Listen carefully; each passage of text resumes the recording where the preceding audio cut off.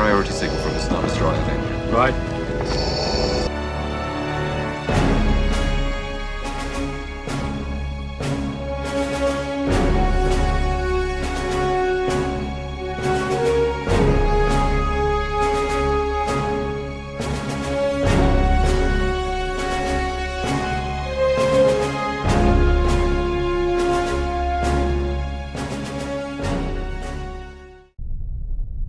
Hello again, pilots. Welcome back to another video. Today we're talking about the MC-75 heavy bomber attack strategy for the Empire side. So let's get right into the video and let's get cracking. So we're going to talk about what each ship is responsible for, as per usual. We're going to talk about what the objectives are for the team and how to execute. I also have a small video when it comes to the actual attack run that the TIE bomber will execute, how to execute it, what loadout to use, and just the basics. So let's get right into it. Alpha 1 here is on the fighter screen. Now this whole setup is, again, if you've watched the previous video, you'll notice that there's a trend. This is a 2-2-1 setup. Okay, what that means is 2 fighter screen here and here, 2 heavy attackers or objective here and here, with 1 support helping with the whole team. Support is using Mark and Mask with ion guns. Bombers are using reinforced hull jet engine rotary cannons with proton bombs and Goliath missiles. TIE defenders are standard TIE defender PvP loadouts, ion missile rockets, or ion missile quicklock with standard guns. So Alpha 1 is responsible for the destruction, suppression, and engagement of the enemy Y-Wings who will be on what's known as a farm. The Y-Wings are going to be going after your NPCs because the NPCs are going to give them a lot of morale to help flip the morale for them so that the stage on their attack can be flipped. Okay? So you have to, as Alpha 1, protect your NPC waves by suppressing the enemy Y-Wings, using your ion missile to disable them, destroy them, and also to either kill them or force them back to the MC-75 for them to go and repair, reload, whatever the case may be. But you want to buy time. You want to buy time for your heavy attack objective players to get in there and get the job done. Alpha 2, its primary target is going to be the inverse of Alpha 1, which is its primary target is actually going to be the enemy A-Wings or enemy fighter screen, who is going to be attacking whoever is attacking your objective bombers.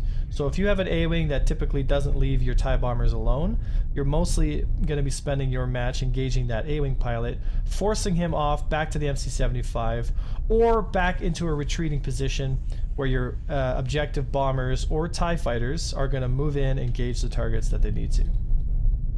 If you've engaged and killed or peeled all the enemy Y-Wings or A-Wings, depending on if you're Alpha 1 or 2, you're going to switch to your secondary target.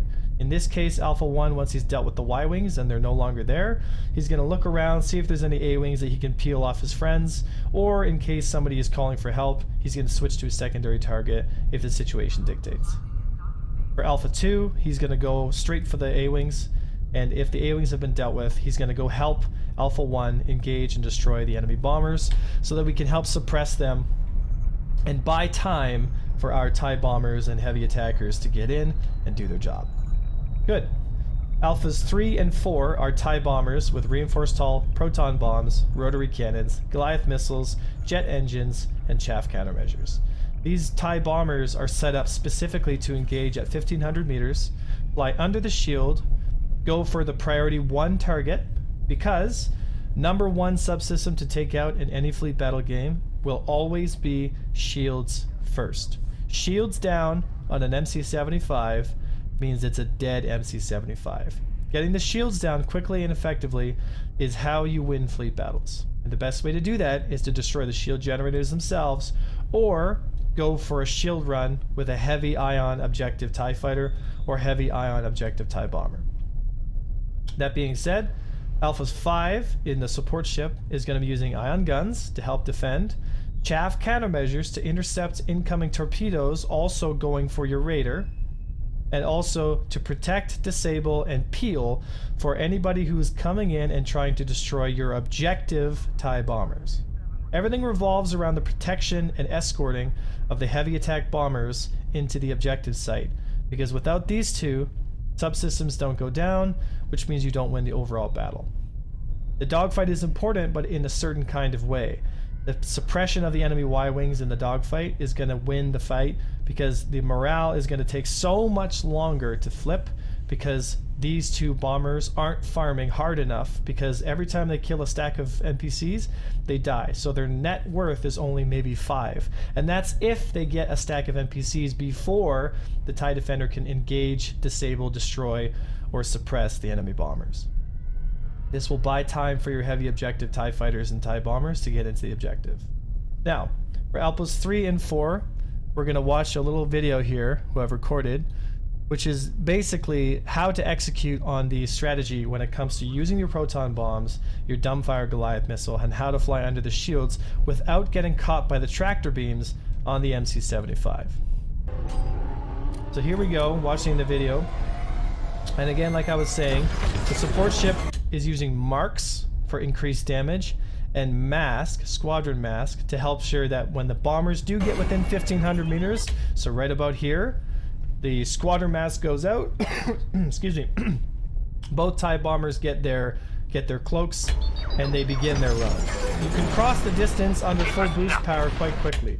But what's important to understand is we are not coming from deeply below the MC-75. We're not using bully ties, so the strategy for the TIE bomber is a bit different. We want to come in facing front on the MC-75, and we want to come in on that plane right here, in level with the front deck. What this is going to do is this is going to keep us above the enemy's tractor beams, which are a huge problem on the MC-75, but almost meaningless on the Star Destroyer. So as we come in, we roll or align ourselves up with the face of the shield generator, which is located on the side of the ship on the starboard and port sides of the vessel. They almost look like gills on the side of the ship. What you're going to do is you're going to target that subsystem so that you have a reference point and you know where your proton bombs need to get loaded or dropped on.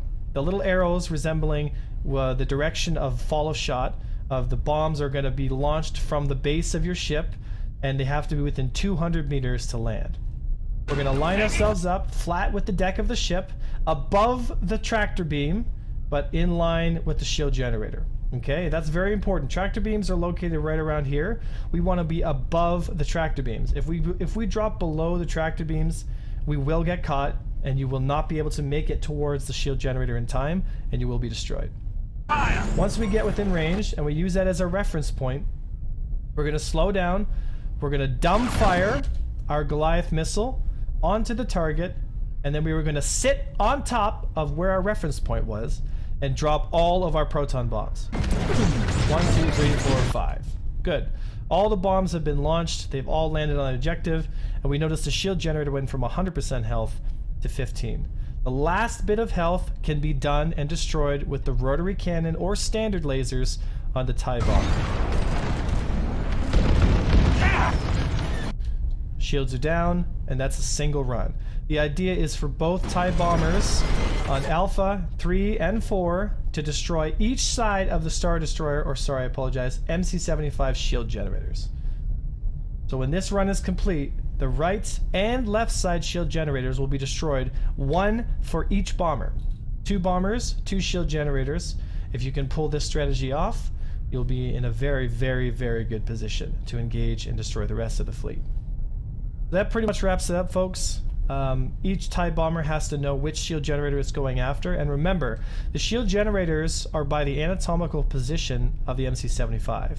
If you're looking at the MC-75 and you say it's on my left, that actually means that it's the right side shield generator. So you should always go by the anatomical position or right name for the subsystem. So if it's on the starboard side, it's on the right side. If it's on the port side, port, 4 letters, left, 4 letters, it's on the left side. So that pretty much wraps it up, folks. I hope you learned something with the strategy guide here. And please feel free to take this strategy, bring it to your team, execute on it, find out if it works for you. And I'll see all of you folks in the next video for the Empire.